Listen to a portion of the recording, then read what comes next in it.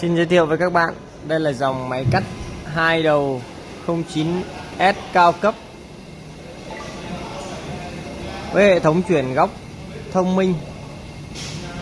Mặt trước, mặt sau và mặt bích của máy làm bằng thép phay 2,5 ly nguyên tấm cực kỳ sáng bóng, được cắt CNC nhiệt luyện chống cong vênh. Độ chính xác của các góc cực cao. Máy được trang bị động cơ 2kg của Ý, động cơ vuông, lên tốc độ vòng tua chỉ trong vòng 1 giây, rất là bon. Cộng thêm hệ thống di chuyển ray của máy là ray vuông bi ôm mang cá, có hệ thống bơm dầu vào ray di chuyển của động cơ tự động. Đây là hệ thống bơm dầu và ray tự động bằng đồng hồ kỹ thuật số độc nhất hiện nay trên thị trường mà các đơn vị khác chưa trang bị cho máy cắt.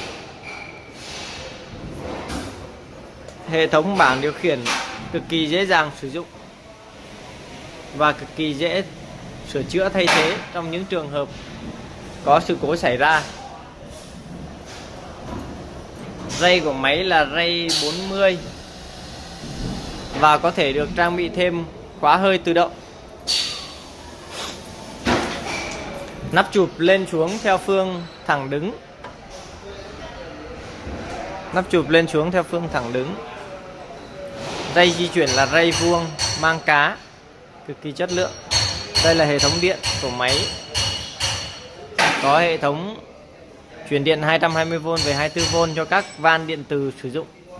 Hệ thống rơ le cảm biến nhiệt của động cơ, có hệ thống chống đảo pha, cầu chì và át tổng.